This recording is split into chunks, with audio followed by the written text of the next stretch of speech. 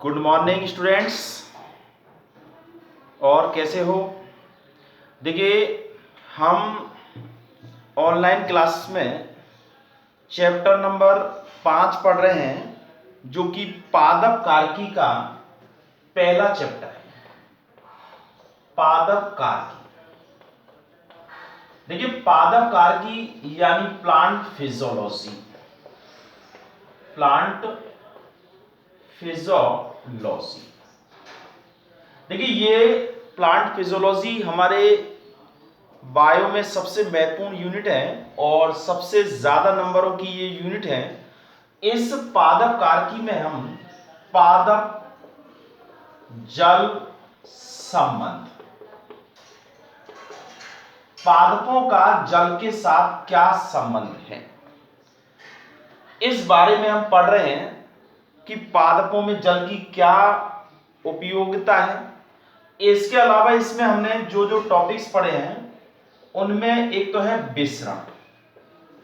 देखिए, विसरण का मतलब आपको ज्ञात होगा कि पदार्थों के अणु अपनी अधिक सांद्रता से कम सांद्रता की ओर गति करते हैं, तो उस क्रिया को हम कहते हैं विसरण, जिसे डिफ्यूजन कहा जाता है। इसके बाद इस पार्ट में हमने पारगम्यता के बारे में पढ़ा।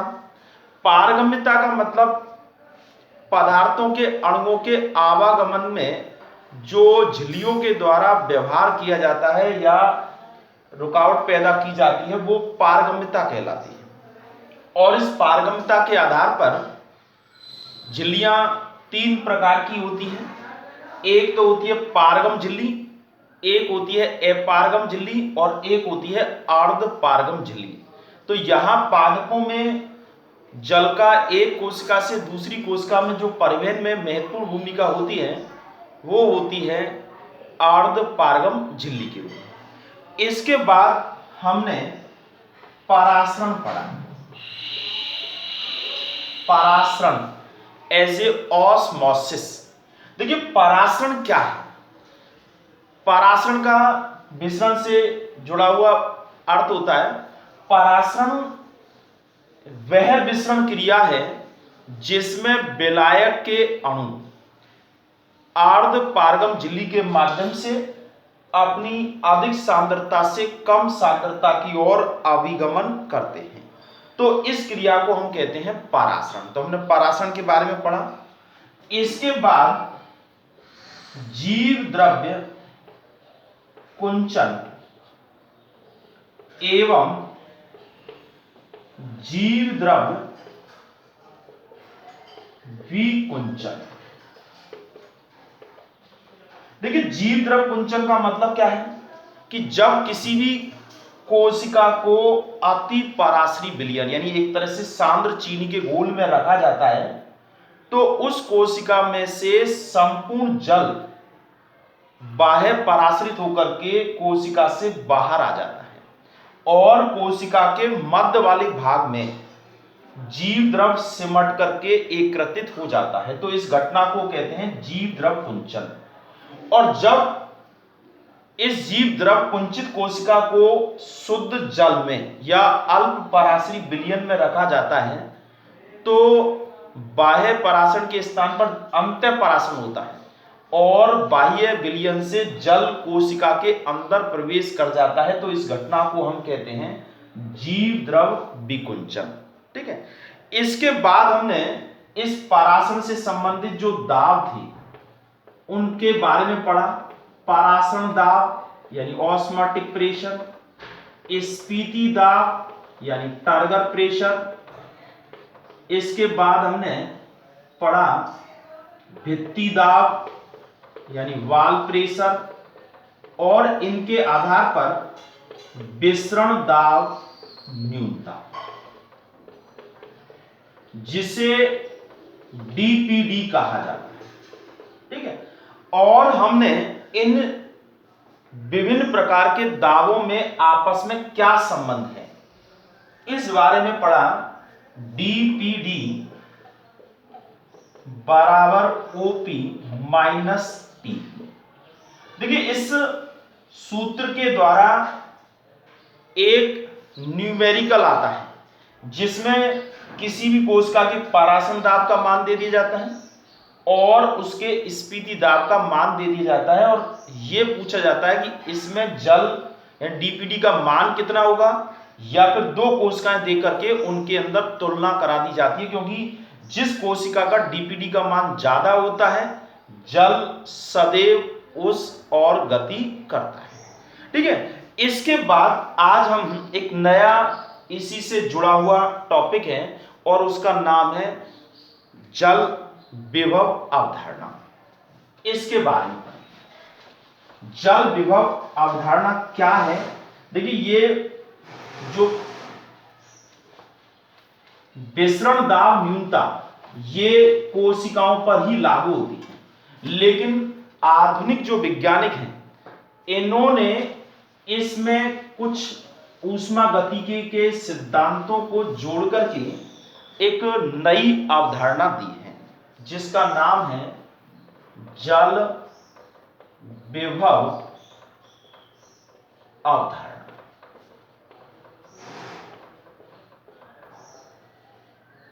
देखिए ये बहुत इंपॉर्टेंट है, हर बार इसमें से एक प्रश्न अवश्य रूप से पूछा जाता है और उसका प्रश्न का जो नंबर है वो 14वें नंबर का प्रश्न होता है जिसमें दो ऑप्शन होते हैं और उसमें आपको इसका प्रश्न मिल जाता है।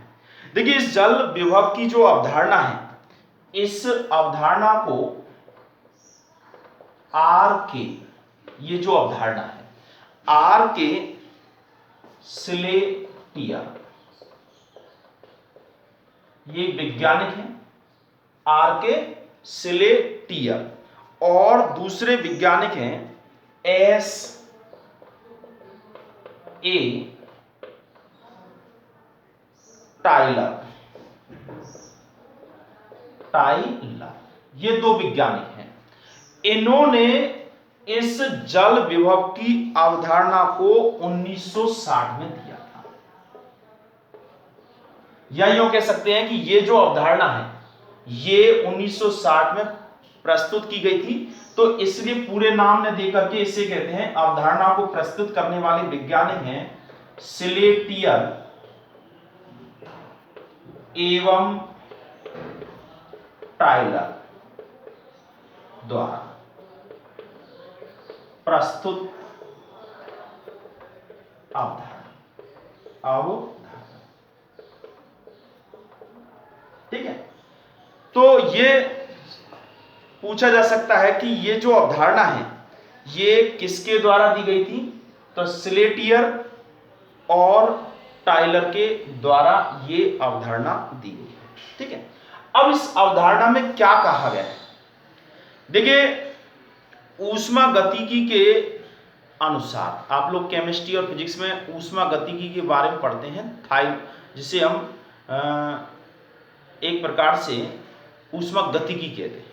तो ऊष्मागतिकी के नियमों के अनुसार प्रत्येक घटक में कुछ मुक्त ऊर्जा होती है और उस मुक्त ऊर्जा के द्वारा ही वो कार्य करता है, अर्थात परासरण की जो क्रिया होती है उस परासरण, देखिए ये परासरण, इस परासरण में यहां एक अर्धपारगम झिल्ली है, अर्धपारगम झिल्ली। अब इस अर्धपारगम झिल्ली में एक तरफ भरा हुआ है शुद्ध जल,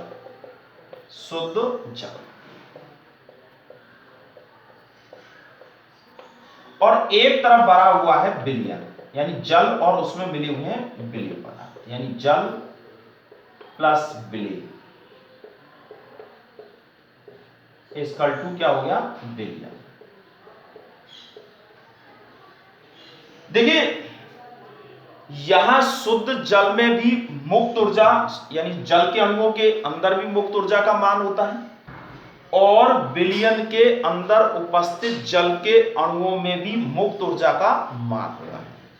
तो यहां इन दोनों के शुद्ध जल और विलयन में जल के अणुओं में मुक्त ऊर्जा के मान में जो अंतर होता है उस को ही कहा जाता है जल विभव। अर्थात जल विभव का मतलब क्या हुआ? जल विभव का मतलब हुआ कि शुद्ध जल के अणुओं में मुक्त ऊर्जा। शुद्ध जल के अणुओं में या शुद्ध जल के अणुओं की मुक्त ऊर्जा माइनस विलयन में उपस्थित, यानी ये विलयन में उपस्थित जल के अणुओं की मुक्त ऊर्जा। ठीक है, यानी जल विभव का मतलब होता है शुद्ध जल के अणुओं की मुक्त ऊर्जा और विलयन में उपस्थित जल के अणुओं की मुक्त ऊर्जा के मान में जो अंतर होता है, इन दोनों के मान में जो अंतर होता है वह कहलाता है जल विभव। ठीक है, अब ये जो जल विभव है, इस जल विभव को एक ग्रीक भाषा, ये जो जल विभव, इस जल विभव को ग्रीक भाषा के साइन इस तरह से व्यक्त करते हैं। देखिए साइन से, यानी ये वाला शब्द है, ये साइन से इसे व्यक्त करते हैं। ये व्यक्त करते हैं या हम इसे कह सकते हैं प्रदर्शित करते हैं। ये जो जल विभव है, इसका जो मात्रक है, ये मात्रक जो है ये बार है। मात्रक क्या है? बार, या वायुमंडलीय दाब, ATM, एटमॉस्फेयर। ठीक है, तो यहां जल विभव का मतलब क्या होता है? तो जल विभव का मतलब है शुद्ध जल के अणुओं की मुक्त ऊर्जा एवं विलयन में उपस्थित जल के अणुओं की मुक्त ऊर्जा के मान में जो अंतर होता है वह उस विलयन का जल विभव कहलाता है। और इस जल विभव को ग्रीक भाषा के sign, PSI, sign, P silent है, S से इसे व्यक्त किया जाता है। और इसका जो मात्रक है ये बार है, बार, या इसे कह सकते हैं वायुमंडलीय दाब। ठीक है, अब बात ये आती है कि ये किसी भी विलयन का या शुद्ध जल का हमें जल विभव का मान ज्ञात करना है।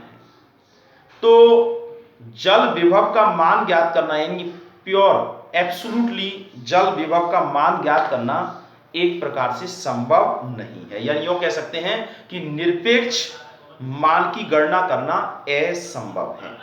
इसलिए शुद्ध जल, एक बात देखिए,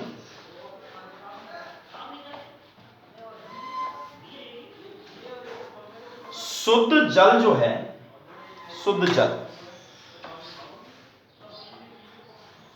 शुद्ध जल का जल विभव शून्य माना जाता है। ठीक है, यानी शुद्ध जल का जल विभव का मान क्या है? शून्य है।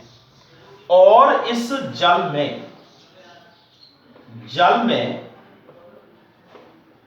विलेय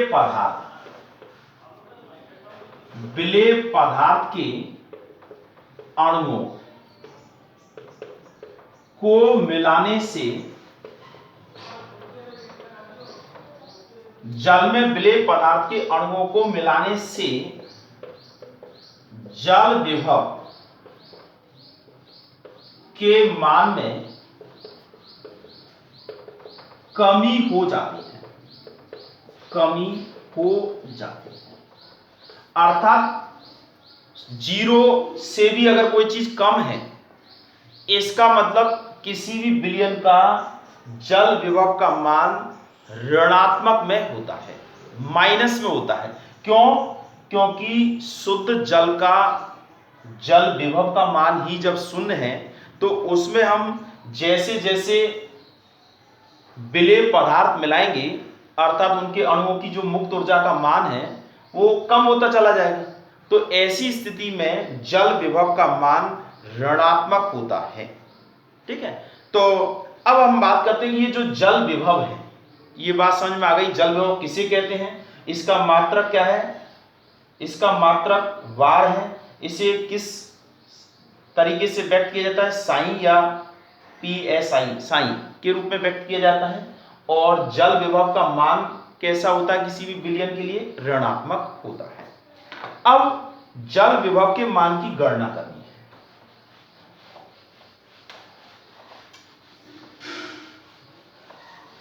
देखिए, जल विभव जिसे साई W से व्यक्त करते हैं, जल विभव के घटक, जल विभव के घटक, यानी किसी भी विलयन का हमको जल विभव ज्ञात करना है।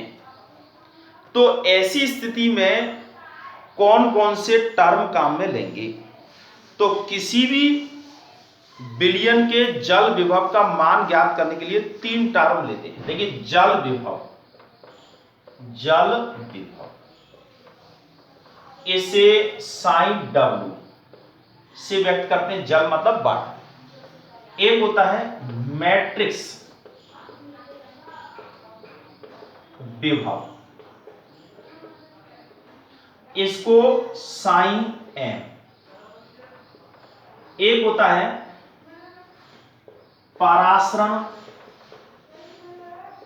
विभव, साइन S। एक होता है दाब विभव, साइन P। देखिए, यहां 3 तरह की टर्म काम में आ रही हैं। एक तो मैट्रिक्स विभव है, परासरण विभव और दाब विभव, यानी 3 चीजें हैं। अगर इसे हम संक्षेप में कहें तो W sine M plus sine S plus sine P, ये 3 मान है। अब देखिए, यहां सबसे पहले हम ये साइन M क्या है, मैट्रिक्स विभव है, मैट्रिक्स विभव। देखिए, मैट्रिक्स विभव क्या है कि कोशिका की जो सतह होती है, जिसमें कोशिका भित्ति है, कोशिका द्रव है या मृदा के कण हैं जो उस कोशिका के चारों तरफ उपस्थित होते हैं, ये जो कि जल का अधिशोषण करते हैं। इस अधिशोषण करने वाले भाग को हम मैट्रिक्स कहते हैं, मैट्रिक्स आधात्री। और इनके द्वारा जो विभव उत्पन्न किया जाता है उसे हम कहेंगे मैट्रिक्स विभव। अब मैट्रिक्स विभव साइन M है, ये इस जल विभव के मान को कम करता है, अर्थात इसका मान जो है वो माइनस में होता है, यानी ऋणात्मक होता है। क्योंकि किसी भी कोशिका का जल या किसी भी विलयन का अगर जल विभव का मान निकालेंगे तो मैट्रिक्स विभव जो है वो उसके मान में कमी लाएगा। एज ए मैट्रिक्स विभव कैसा होता है, ऋणात्मक होता है। यहां हम देखें कि ये जो मैट्रिक्स विभव है ये मृदा के में तो महत्व रखता है, मृदा कणों के रूप में या मृदा से जल का अवशोषण हो रहा है उस समय तो महत्व रखता है। लेकिन अगर कोशिका के अंदर जब परासरण की क्रिया हो रही है तो उस क्रिया में इस मैट्रिक्स विभव के मान की गणना नहीं की जाती है। अर्थात उसको एक प्रकार से नेग्लेक्ट कर दिया जाता है। किसको? मैट्रिक्स विभव को। कब? जब हम कोशिका के अंदर परासरण क्रिया के बारे में पढ़ रहे होते हैं। तो ये एज ए नेग्लेक्ट, तो अब इसका मान क्या रह जाएगा, यानी इसको हम एक प्रकार से इसका हम नेग्लेक्ट कर रहे हैं, इसको नील कहें या इसका महत्व नहीं होता है। तो ऐसी स्थिति में अब ये मान रह गया साइन W बराबर sine S plus sine P, ये मान रह गया। तो मैट्रिक्स विभव हो गया पहला। अब दूसरा जो विभव है वो है साइन S, यानी परासरण विभव। देखिए परासरण विभव जो होता है कि किसी भी विलयन में जब हम किसी भी विलायक में जब विलेय पदार्थ मिलाते हैं तो उस विलेय पदार्थ के मिलाने से जल विभव के मान में कमी आती है, अर्थात उस परासरण के कारण उसके जल विभव के मान में कमी आती है। ठीक है, तो यहां यूं कह सकते हैं कि विलायक में जैसे ही विलेय पदार्थ की उपस्थिति होगी उसमें जल विभव की मात्रा में मान में कमी हो जाएगी, तो इसको कहेंगे परासरण विभव, या इसका दूसरा नाम है विलेय विभव, क्योंकि विलेय के मिलने से ये विभव पैदा हुआ है। ये साइन S के रूप में व्यक्त किया जाता है परासरण विभव, और दूसरा नाम क्या बताया था हमने, विलेय विभव। इसका मान, क्योंकि हम जानते हैं कि जैसे जैसे किसी भी विलयन में विलेय पदार्थ मिलता है उसके परासरण दाब के मान में कमी, परासरण दाब के मान में वृद्धि होती है। तो यहां परासरण विभव और एक प्रकार से परासरण दाब दोनों का मान बराबर होता है, पर अंतर यह है कि परासरण दाब जो होता है उसके मान में तो वृद्धि होती है, अर्थात वो धनात्मक होता है, लेकिन यहां परासरण विभव का मान ऋणात्मक होता है। ठीक है, समझ लो। एक बार फिर सुनिए कि किसी भी विलयन में या विलायक में विलेय पदार्थ मिलाते हैं तो उसके परासरण दाब के मान में वृद्धि होती है, यह परासरण विभव उत्पन्न होता है। तो यहां भी परासरण के कारण जो विभव पैदा हो रहा है इसको परासरण विभव कहते हैं। इसका मान भी उसी के परासरण दाब के बराबर होता है, लेकिन परासरण दाब धनात्मक होता है और परासरण विभव जो है वो ऋणात्मक होता है, तो ये ऋणात्मक होता है। ठीक है, अब हम तीसरा है दाब, ये तो हो गया परासरण विभव, परासरण विभव साइन P, और ये था साइन M, जिसको एक तरह से। अब तीसरा जो है वो है दाब विभव, दाब विभव साइन A, साइन S है और ये साइन P। देखिए जब किसी भी कोशिका कहें या कोई भी झिल्ली से घिरी हुई संरचना कहें, उसमें उसे जब शुद्ध जल में रखा जाता है तो जल उसके अंदर प्रवेश करता है परासरण क्रिया के द्वारा। तो ऐसी स्थिति में कोशिका में अंदर से बाहर एक दाब पैदा हुआ था, यानी विलयन पर एक दाब लगाया जाता है, यानी जल पर के प्रवेश को रोकने के लिए एक दाब लगाया जाता है, और उस दाब को, क्योंकि वो दाब स्फीति अवस्था के कारण पैदा होता है, टर्गर स्टेज के कारण पैदा होता है, तो उस दाब को जो स्फीति दाब के रूप में उत्पन्न हुआ है उस दाब को दाब विभव कहते हैं, अर्थात साइन P कहते हैं। तो ये साइन P कब पैदा होगा, जब जल अंदर प्रवेश करेगा। अगर मान लीजिए ये जल प्रवेश नहीं कर तो साइन P का मान क्या होगा, कम होगा।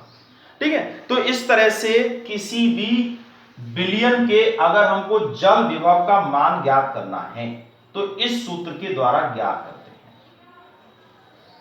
अर्थात साइन W बराबर sine S plus sine P के रूप में इसको व्यक्त करते हैं। देखिए यहां हम बोर्ड के अंदर जो प्रश्न जिस तरह से पूछे जाते हैं उस पर एक बार ध्यान दें कि 2019 में जो कि बोर्ड के द्वारा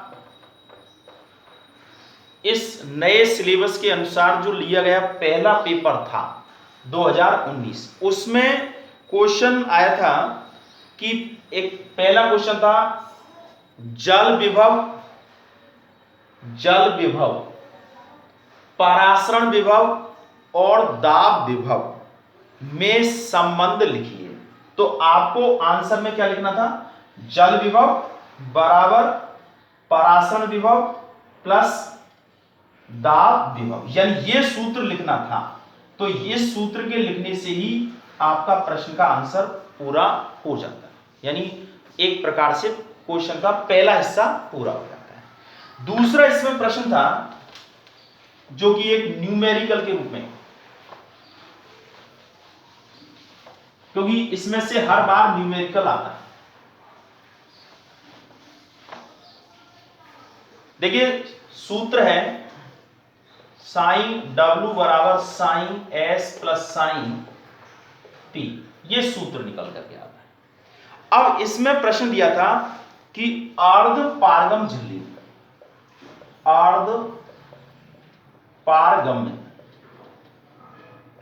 झिल्ली, ये प्रश्न दूसरा ऑप्शन, पहला भी ये आंसर था, अर्ध पारगम झिल्ली से घिरा, इस तरह का प्रश्न है, से घिरा विलयन जिसका परासरण विभव,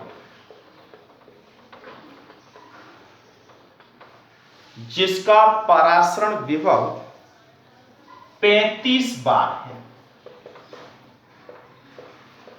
35 बार है तथा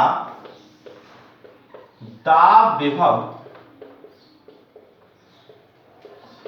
5 बार है, 5 बार है, इसके जल विभव